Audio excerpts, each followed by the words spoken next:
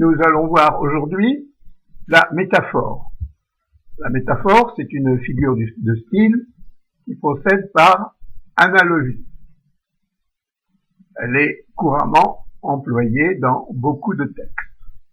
On peut même dire que c'est la figure de style la plus fréquente. Voyons le but de la métaphore. Parmi les types de textes, on peut dire que le texte explicatif est neutre. Le texte poétique imaginatif, mais entre les deux, tous les autres textes ont besoin d'un apport sensoriel. C'est la métaphore qui satisfait ce besoin. On comprend facilement que, par exemple, une voiture est en panne. C'est matériel. Mais par contre, ce qui est abstrait, le temps, l'amour, les idées, ne sont pas définis simplement. Il faut avoir recours à des concepts que l'on comprend mieux. On parlera de l'amour en faisant appel à la notion de force physique, à l'attirance affective ou physique. Un autre exemple, parler de l'innovation comme voyage, explorer, parcourir, comme lumière, éclairage, dévoiler, comme extraction, creuser, forêt, c'est ajouter de l'expérience à l'innovation. Les métaphores sont un outil de compréhension, mais également un moyen de montrer l'expérience de ce que nous entendons ou disons. La métaphore donne de la sensorialité au discours. C'est par la description de l'expérience, du concept à métaphoriser, que vous allez trouver le contexte adapté. Alors, on a deux catégories de métaphores. La première, elle est dite conventionnelle. Elle n'est pas très active, elle est éteinte, c'est-à-dire connue de tout le monde. Ce sont les clichés. Le temps c'est de l'argent, l'ascension sociale. Et par contre, la deuxième catégorie est dite dynamique, riche, c'est-à-dire originale, qui persuade. La mère lui sourit. Bon, alors, c'est assez abscon. La métaphore conventionnelle n'émeut pas trop, mais elle entraîne une interprétation semblable par tous les pratiquants d'une langue, puisque ce sont des clichés, tout le monde le comprend. La métaphore dynamique a pour fonction de persuader et d'émouvoir, en passant par les sentiments, elle provoque une réaction affective qui sert à persuader plutôt que de convaincre en utilisant la logique.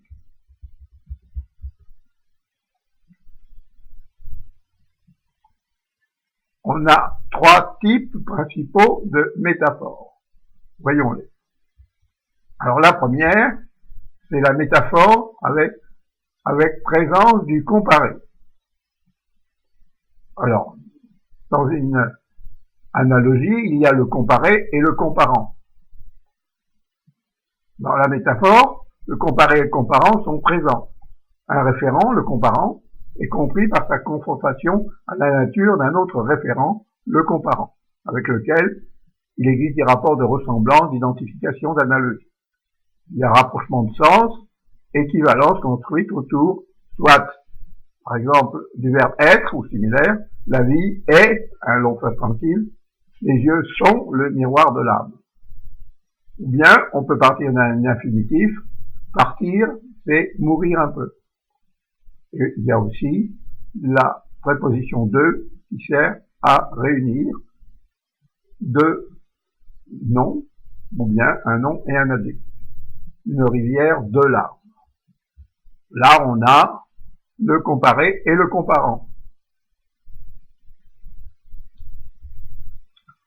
Deuxième type, la métaphore avec comparé absent.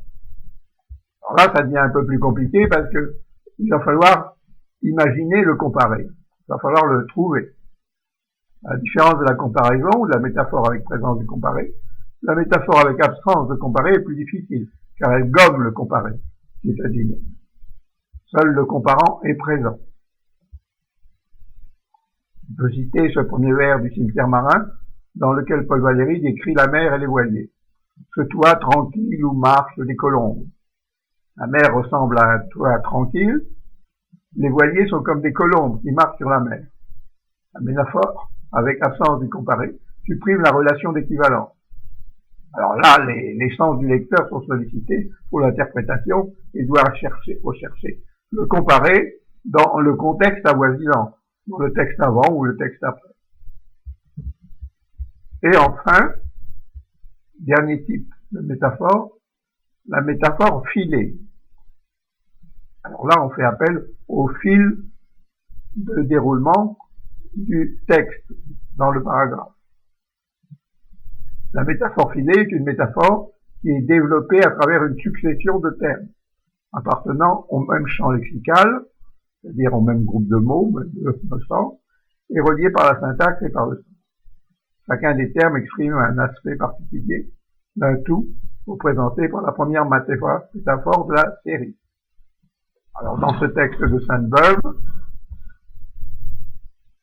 tel filet d'idées poétiques qui chez André Chénier découlerait en élégie, ou chez Lamartine s'épancherait en méditation et finirait par devenir fleuve ou lac, se congèle aussitôt chez moi et se cristallise en sonnet.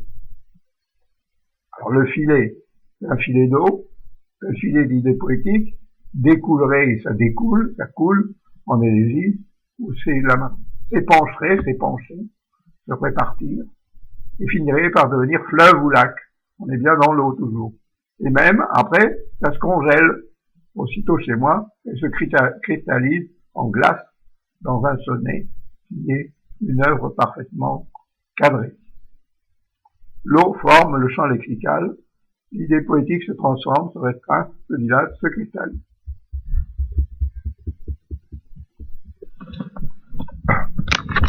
Voyons maintenant le fonctionnement de la métaphore. Comment est-ce que ça fonctionne, une métaphore? Il y a deux grandes possibilités à partir de l'analogie, c'est-à-dire de la comparaison. Et on peut même dire que la métaphore, c'est une comparaison abrégée, c'est-à-dire dans laquelle on a enlevé tout ce qui n'était pas utile.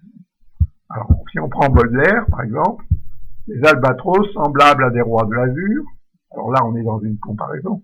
Semblable, c'est comme. Les albatros rois de l'azur, là, on a une apposition. Et enfin, les rois de l'azur, métaphore. Alors maintenant, à partir des contextes. Alors là, on va partir de deux contextes. Un domaine source, comparant, et un domaine cible, comparé. Prenons les deux domaines de l'argent et du temps. Si on prend comme domaine source l'argent, et comme domaine cible le temps, alors l'argent, c'est équivalent au temps, l'utilisateur d'argent, un acteur, le but nécessitant d'argent, but nécessitant de temps. Voilà, il y a un parallèle entre tout ce qui est argent et temps. Le temps, c'est comme de l'argent. On a plusieurs expressions de la métaphore, données par l'expérience, gagner du temps, perdre son temps, économiser son temps, combien de temps. Tout cela, ce sont des expressions bien connues. Quand si vous examinez comment vous gérez votre temps, vous emploierez toutes ces phrases. Donc, le temps, c'est de l'argent, le domaine cible et le domaine source. Domaine cible, le temps, l'argent, domaine source. Alors, la métaphore transpose une relation existante dans un domaine, dans un autre. Alors là, on va avoir gagner de l'argent, ça va être gagner du temps. Là, on va être dans une métaphore verbale, puisque c'est gagner qui porte le changement de sens. Alors, comment recherche-t-on le domaine source? On le verra plus tard, un peu plus détaillé, mais on peut tout d'abord, pour trouver le domaine source, se poser la question. Le temps, c'est comme quoi? Par l'expérience, comment utilise-t-on le temps? C'est l'expérience qui va donner les mots-clés. J'ai du temps ou pas, il me reste du temps, je perds mon temps, je gagne du temps. Tout ça, cela symbolise la possession du temps. Quel objet possède-t-on? Qui reste, qui se perd, qui se gagne? Eh bien, il n'y en a qu'un seul, c'est l'argent.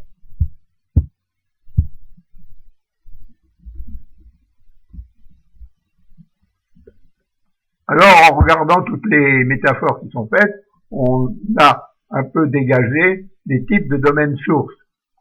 Pour métaphoriser, on peut prêter des qualités animales à un être humain, tête de fruit, attribuer des qualités inanimées à un être animé, une attitude de glace, Attribuer des qualités animées à un être inanimé, glace souriante. Emprunter les qualités des éléments naturels, lieux orageux, rire liquide. Créer des associations d'idées entre des mots. Entrer dans l'hiver de sa vie. Mais on peut aussi utiliser l'espace, avec des idées de monter, de descendre, de plus et de moins, de plus grand, de plus petit, d'horizontalité, de verticalité. Aussi un espace avec des objets ou des substances, une identification à un autre domaine, par exemple la guerre. La guerre, on va avoir un vocabulaire d'attaque, de défense. Eh bien, si on est dans un domaine qui peut ressembler à celui de l'attaque et de la défense, on pourra choisir dans le domaine de la guerre. Alors, la personnification.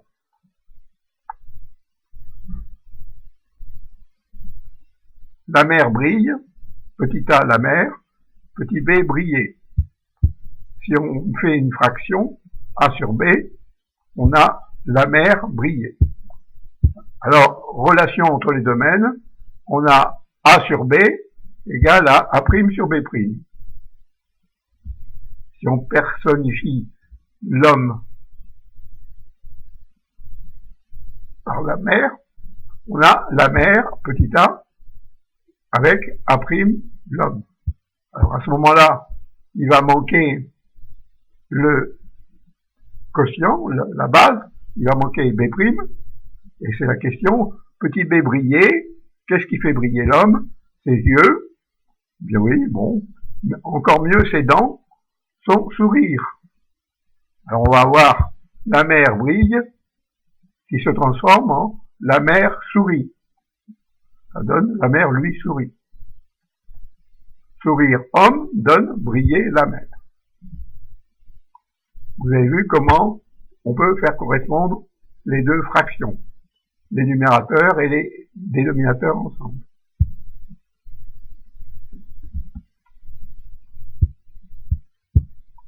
Voyons maintenant les métaphores nominales. Une métaphore nominale, cet homme est un lion, un grand potentiel de diversité selon le contexte. Puisque à ce moment-là, cet homme est courageux, il est sauvage, il est paresseux, selon les situations, on va pouvoir l'utiliser. La métaphore peut instaurer la personnification d'un inanimé ou d'une abstraction, ou la concrétisation d'une abstraction. Alors dans l'exemple 1, je vous laisse lire.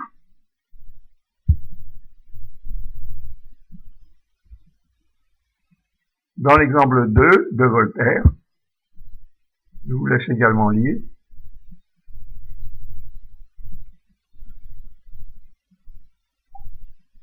On a aussi des métaphores avec présence du comparé, souvent sous forme d'apposition.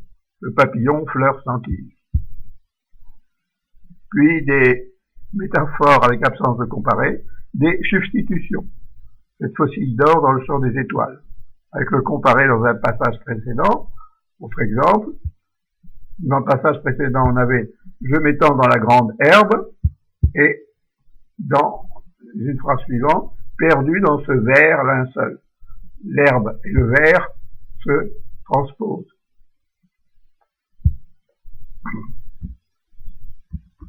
Alors maintenant, les métaphores adjectivales ou verbales. Dans les métaphores adjectivales ou verbales, il n'y a pas de transfert de domaine, source à cible. L'adjectif qui accompagne le nom révèle un écart. Le verbal aussi. Un noir chagrin, le navire sillonne la mer. Les métaphores verbales peuvent animer un agent inanimé. Par exemple, dans la rouille, attaque le fait, attaque et anime. La rouille et fer qui sont inanimés. Peuvent aussi fonctionner sur le mode d'analogie d'action. Elles pulvérisent l'opposition. On remplace un verbe par un autre. On peut choisir un verbe sur une action humaine et l'employer pour exprimer un état inerte ou une action de non-humain. Quelques rides couraient au coin des yeux. Une légère brise se glissa dans la chambre. Qui est-ce qui se glisse? C'est une personne. On parle d'une personne qui entre doucement dans la chambre. Glisser et courir peuvent être employés dans différentes situations. On peut aussi penser à des verbes comme se plier, se tordre, se répondre, disparaître, partir, paraître, se coucher. Le chat est parti. Ce qui se passe est à cause de l'absence du responsable. Quand le chat n'est plus là, les souris dansent. Le mal se répand pour une maladie contagieuse en train de gagner du terrain. La couleur disparaît de sa tête, les cheveux deviennent. Alors maintenant, il s'agit de trouver une métaphore. Comment est-ce qu'on trouve une métaphore? On en a vu un petit peu au début, mais là, voilà à peu près le schéma de recherche de la métaphore. On va prendre l'exemple sur l'albatros de Baudelaire. Alors tout d'abord, expliciter la dynamique de l'idée. Pour faire une bonne métaphore, on met à plat, on décrit la dynamique de l'idée, du concept. Une fois ce premier travail fait, on liste les principaux mots-clés, expressions qui illustrent le concept. Alors l'albatros est l'oiseau marin qui a la plus grande envergure d'aile, 3 mètres. Il occupe tout le ciel. Un petit corps en comparaison des grandes ailes, il plane et se joue des vents violents. Voilà ce que donne l'expérience de la vue de l'albatros. Alors je sais, vous n'en voyez pas tous les jours, mais faites-moi confiance, j'en ai des amis. Maintenant, on identifie les émotions véhiculées. Dans un deuxième temps, il faudra lister les émotions et sentiments que votre dynamique évoque. Tout l'enjeu est d'utiliser un langage imagé pour persuader de manière émotionnelle. Alors l'albatros est supérieur à tous les autres oiseaux marins. Il domine le ciel, il est dominateur, il est puissant.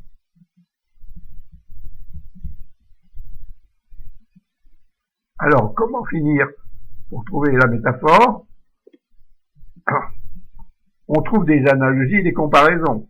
La suite du travail consiste à trouver des analogies avec d'autres domaines qui ont la même dynamique et qui provoquent le même type d'émotion. On liste plusieurs solutions. Là, c'est le dominateur du ciel. Bon, vient un dominateur puissant. Qu'est-ce qu'on a dans notre escarcelle? En général, dans un registre soutenu, on va voir le roi, le contexte royal. Ça veut dire que l'albatros est le roi du ciel. On formule la métaphore en utilisant un langage imagé, on enrichit. Votre langage imagé peut prendre la forme d'une pure métaphore ou d'une simple comparaison. L'albatros, c'est le roi du ciel. Alors, le mot ciel est pauvre. On va enrichir avec azur, couleur du bleu en héraldique, c'est-à-dire l'héraldique, ça concerne les armoiries des nobles, des chevaliers. Ce sont les couleurs des écus. On va avoir 3 types de phrases. Sujet et analogie. L'albatros est le roi de l'azur. Sujet est comme, l'albatros est comme le roi de l'azur. Analogie, le roi de l'azur. Voilà. Pour la métaphore. Je vous remercie. À bientôt.